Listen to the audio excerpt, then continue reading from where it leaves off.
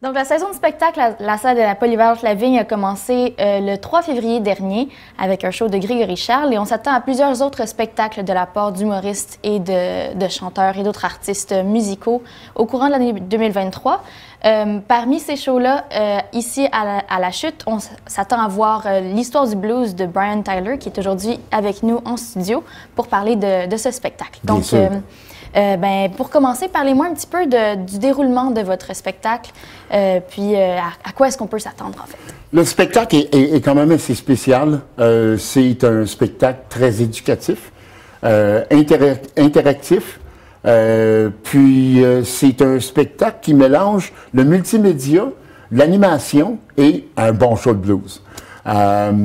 C'est un spectacle où je parle de l'arrivée du blues dans les champs de coton du Mississippi, l'exode vers les grandes villes comme le Chicago, le Détroit, le Kansas City, la bifurcation du blues vers le rock and roll avec Elvis, Chuck Berry, et je parle jusqu'au blues moderne et blues québécois aussi. Puis vous avez aussi une connexion à toute cette histoire-là. Je ne sais pas si on peut en parler, je ne sais pas si c'est un spoiler, mais vous avez aussi une connexion assez personnelle avec cette histoire-là. Oui.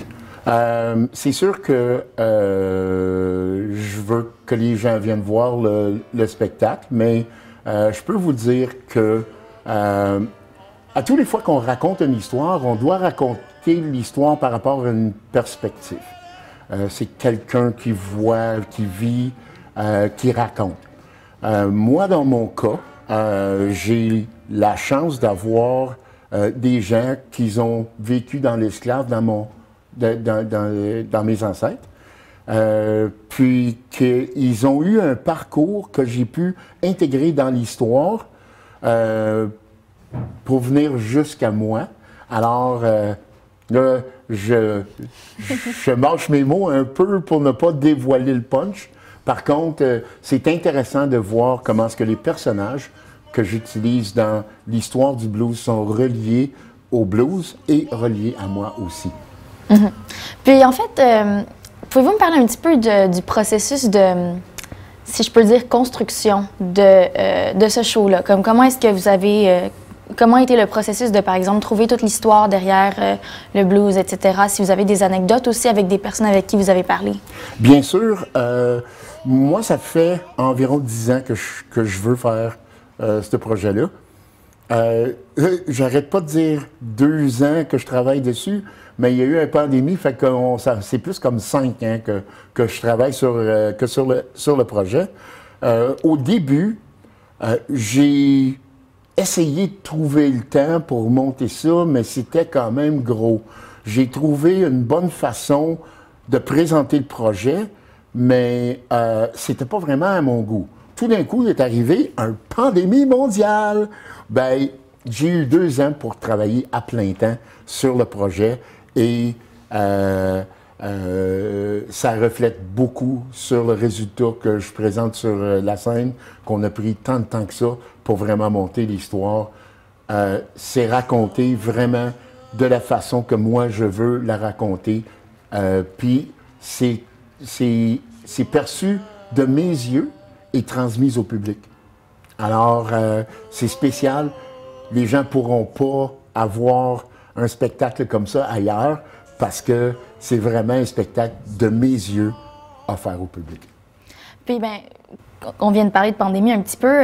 Comment est la réaction du public depuis la réouverture des salles de concert? Comment est-ce que vous avez remarqué la réaction? Je trouve que c'est partagé. Il y a encore des gens qui ont peur, et avec raison. On ne veut pas voir un 7e, bien une 8e, bien une 10e vague, mais la grande majorité, ils sont tannés d'être pognés chez eux et ils ont envie de sortir puis d'aller voir un show. C'est drôle parce que nous, en tant qu'artistes, ça nous donne de l'énergie de plus, sachant que les attentes sont un petit peu plus élevées depuis que les gens ont recommencé à sortir après la pandémie. Moi en particulier, j'assume le rôle, puis je veux donner le meilleur show possible, puis je veux que les gens soient contents de s'être déplacés dans une salle de spectacle pour venir voir l'histoire du blues. Puis quels sont les genres de commentaires que vous recevez de la part des gens quand ils viennent voir votre concert, par exemple? Est-ce que vous avez des réactions de surprise ou Je trouve que, en gros, c'est vraiment, oui, une réaction de surprise. Je ne veux pas sembler prétentieux et dire que les gens ils capotent sur le projet, mais on a de très bonnes réactions, là. Écoutez, on vient de faire un show il y a 2 jours, et puis c'était à guichet fermé, puis les gens étaient vraiment ravis d'être là. Le show est vraiment inattendu. Souvent, on dit, OK, on va aller voir un spectacle quelque part, et avant même de franchir les portes de la salle, on a quand même une bonne idée de ce qu'on va voir sur scène ce soir-là. Bien, avec l'histoire du blues, c'est pas tout à fait ça. Alors, c'est une belle surprise pour les gens qui viennent voir ça en salle, et ça, c'est relaté après quand ils viennent me voir, parce que j'essaie de rencontrer tout le monde après le spectacle, et je vois vraiment qu'il y a une grosse différence entre quand je fais un spectacle de Brian and the Blue Storm, qui est mon spectacle régulier, et aussi le spectacle de l'histoire du blues. Je pense que les gens l'apprécient. Par curiosité, est-ce que vous planifiez un peu comme étendre le sujet de ce que vous faites, par exemple, faire un show sur l'histoire du jazz ou sur le folk? Je suis, et je l'assume, considéré comme le bluesman du Québec. Et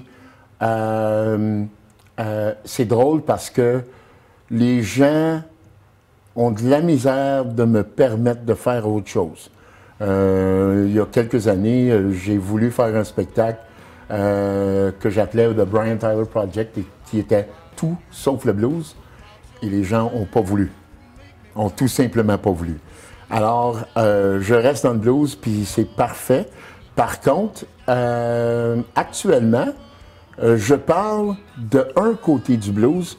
Il y a 2 côtés distincts du blues. Il y a le côté pauvre du blues et le côté riche du blues. Le côté pauvre du blues, c'est le blues qui vient des champs de coton, les travailleurs qui faisaient du blues à temps partiel, qui ont vu une opportunité, puis qui ont utilisé le blues pour gagner leur vie, mais à longue échéance, parce que c'était très, très, très difficile à l'époque. Puis, il y avait l'autre côté du blues, des artistes comme Bessie Smith, qu'elle a acheté un train. Elle a acheté un train. Puis, ce train-là, elle l'embarquait sur les rails, elle s'en allait de ville en ville, et elle faisait des shows à côté de son train. Le train, c'était sa loge et son restaurant. Il y avait plein de choses là-dedans. Bessie Smith, dans les années 40, faisait le même cachet que moi je fais aujourd'hui. Si on y pense, pas parce que je suis riche, pas du tout, là, mais à l'époque, qu'est-ce que moi je fais aujourd'hui, elle pouvait le faire dans les années 40, ça en dit long. Il y a, c'est ça, il y a le côté pauvre du blues, il y a le côté riche du blues, il y a les big bands. Il y en a beaucoup qui peuvent en sortir de ce spectacle-là. Et je suis prête. Déjà. Puis donc, c'est ça, vous faites d'autres spectacles aussi en ce moment. Vous venez d'en faire un, par exemple, à Saint-Jean-sur-Richelieu, oui, la fin de semaine passée. Oui. Où est-ce que les gens peuvent trouver plus d'informations sur tous vos autres spectacles? Pour l'histoire du blues, c'est facile, histoiredublues.com. Pour Brian and the Blue Storm, brianandthebluestorm.com. Et les deux sont reliés, fait qu'ils peuvent aller sur histoiredublues.com, trouver les choses de Brian and the Blue Storm, et l'inverse aussi. Puis, en fait, votre spectacle à la Polyvalente La Vigne, à la Chute, à la scène des Jardins d'Argenteuil, va se dérouler le 25 mars prochain. Oui. Je vais vous inviter à lancer l'invitation pour que tous les Argenteuillois viennent vous découvrir. j'attends depuis quand même longtemps de pouvoir faire ce spectacle-là. Vous le savez, aujourd'hui, la chute et les environs, c'est mon patelin. Ça va être vraiment un honneur pour moi de présenter le show de l'histoire du blues pour vous autres. Vraiment pour vous autres. Puis même, je vais probablement organiser quelque chose le show que je vais faire, ça va être ici seulement. Je ne l'ai pas fait avant, puis je ne le ferai pas après. Il va y avoir des affaires spéciales dans le show, juste pour vous autres. Merci beaucoup. Merci.